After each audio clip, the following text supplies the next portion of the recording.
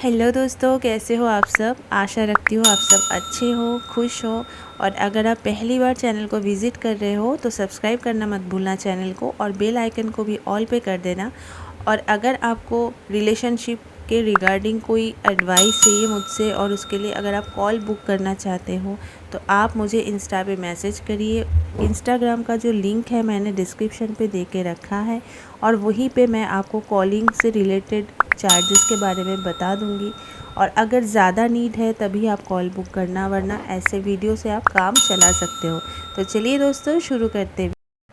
दोस्तों, आप सब मुझे ये सवाल करते हो, चाहे कॉल्स पे हो चाहे इंस्टाग्राम के मैसेजेस पे हो, कि पार्टनर के सामने अपनी वैल्यू खो चुके हैं, कैसे करके उस वैल्यू को हम वापस ला सकते हैं, और क्या कभी उस इंसान को हमारी वैल्यू होगी।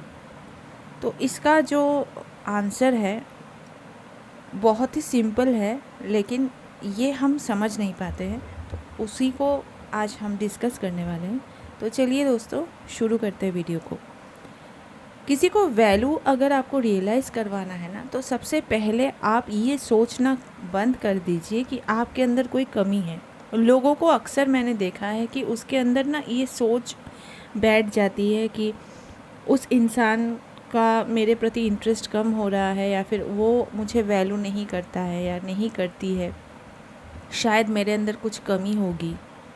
तो ये आपकी सबसे बड़ी नेगेटिव सोच है, और इसी के वजह से आपका जो कॉन्फिडेंस है ना वो ख़राब हो जाता है। तो ऐसी कोई बात नहीं है। हम गलती करते हैं, हमारी गलती होती है कि हम किसी इंसान को ना हद से ज़्यादा सर पे चढ़ा देते हैं, हद से ज़्यादा उसको प्रायोरिटी देते हैं, हद से ज़्यादा उसको अटेंशन देते हैं। उसके बाद कहीं ना कहीं हमको ये फील होने लगता है कि हमारी खुद की जो वैल्यू है वो हमने खो दिया है, और हम खो भी देते हैं। क्योंकि जब आप किसी इंसान को अपने सेल्फ रिस्पेक्ट से ज़्यादा, अपने आप से ज़्यादा वैल्यू करने लगते हो, तो एक टाइम के बाद उस इंसान के सामने आपका जो इम्पोर्टेंस है वो कम होता है, और सबका होता है ऐसा। ठीक है, ये सिर्फ आपके साथ हो रहा है ऐसा नहीं। तो इसीलिए जिसको जितना वैल्यू देना चाहिए, जिसको जितना अटेंशन देना चाहिए उतना ही दो। हद से ज़्यादा दोगे तो कहीं ना कहीं आपके मन में ये चीज़ बैठ जाता है, और ये होता है कि कहीं मैंने अपना वैल्यू तो नहीं खो दिया, और खो भी देते हैं लोग। तो इसका सबसे बड़ा इलाज यही है कि हद से ज़्यादा किसी को प्रायोरिटी मत दो, हद से ज़्यादा किसी के पीछे भागो मत, किसी को अपना फीलिंग्स, इमोशंस, अपना प्यार शो मत करो। ठीक है, लेकिन हम क्या करते हैं, हम उस इंसान को एक तो प्रायोरिटी देते हैं, हद से ज़्यादा वैल्यू देते हैं, अपने आप को अंडर एस्टिमेट करके हम उसको प्रायोरिटी देते हैं।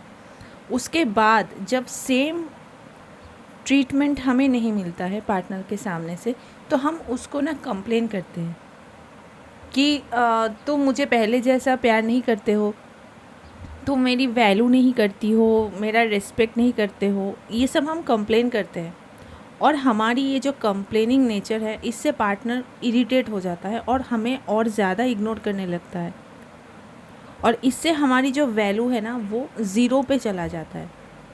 ठीक है, ज़ीरो से भी नीचे अगर कुछ होता है तो उस पे चला जाता है, और उसके बाद हम इसी में उलझ के रह जाते हैं। तो ऐसा आपको नहीं करना है। हम ये सोचने लगते हैं कि कैसे हम अपने आप को ये साबित करें कि हम भी एक वैल्यूएबल पर्सन हैं, हमारी भी कुछ वैल्यू है।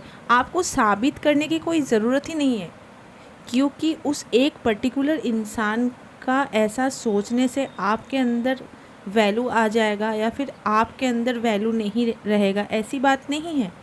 आप एक वैल्यूएबल पर्सन हो, लेकिन आपने हद से ज़्यादा उसको सर पे चढ़ा दिया है, इसी वजह से आपको ये लगता है कि आपकी कोई वैल्यू नहीं है।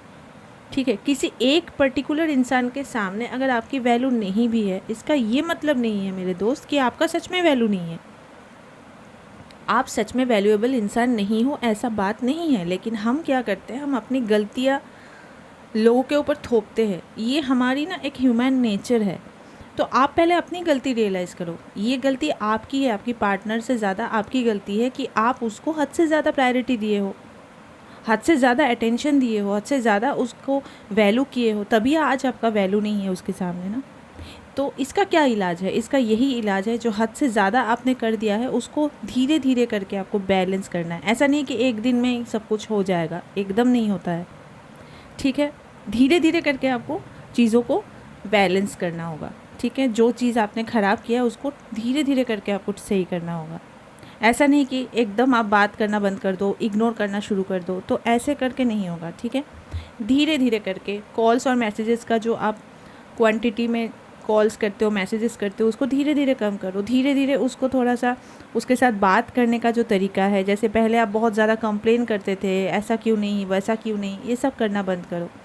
धीरे धीरे उसको थोड़ा सा स्पेस दिया करो, उसको अपने में रहने दिया करो, उसके पीछे ज़्यादा भागो मत, उसके लाइफ में ज़्यादा घुसो मत। तो ये जो चेंजेस आपके बिहेवियर में आएगा ना मेरे दोस्त, इससे उसको बहुत फ़र्क पड़ेगा। तुरंत नहीं पड़ेगा, लेकिन धीरे धीरे जब वो नोटिस करने लगेगा ना, वो बंदा या वो बंदी, कि इसके बिहेवियर में चेंजेस आ रहा है, तब उसको थोड़ा डर लगेगा। क्योंकि हर एक इंसान को चेंजेस से बहुत डर लगता है। और धीरे धीरे जैसे ही आप ये सारी चीज़ें अपने बिहेवियर में एक्टिव कर लोगे, वैसे वैसे उस इंसान को फ़र्क पड़ता जाएगा कि इसको क्या हुआ है, ये पहले जैसा क्यों नहीं करता है, या फिर पहले जैसा मेरे पीछे भागती क्यों नहीं है या भागता क्यों नहीं है। तो धीरे धीरे उस इंसान को ये सारी चीज़ें रियलाइज़ होने लगेगी और वो फिर अपने लाइन पे आ जाएगा। लेकिन उसके लिए आपके अंदर उतनी पेशेंस होनी चाहिए और ग्रेजुअली आपको अपने बिहेवियर में चेंजेस लानी है। जैसे पहले आप बहुत शिकायतें करते थे, कंप्लेन करते थे, क्यों नहीं करती हो कॉल्स, क्यों नहीं करते हो मैसेजेस, क्यों नहीं देते हो टाइम, ये सारी शिकायतें आप बंद कर दो। उस इंसान को थोड़ा स्पेस दे दो, खुला छोड़ दो, ठीक है। कुछ दिन बाद, कुछ महीनों बाद उसको ये रियलाइज़ हो ही जाएगा कि आप पहले जैसे अब नहीं रहे, आपको भी उससे फ़र्क नहीं पड़ता है, आप भी जीना सीख लिए हो उसके बिना। तो जब ही इंसान को ये समझ में आता है कि अरे ये तो मेरे बिना खुश है, तो उसको ना एक अंदर से जलन होती है कि अरे ऐसे कैसे हो सकता है, जो मेरे लिए तड़पता था या तड़पती थी वो मेरे बिना खुश कैसे रह सकता है, या फिर खुश कैसे रह सकती है। और फिर वो इंसान झक मार के आपके पीछे आता है, आपका दोबारा अटेंशन पाने के लिए। यही है ह्यूमन साइकोलॉजी, ऐसे ही ह्यूमन साइकोलॉजी जो है काम करती है, ठीक है।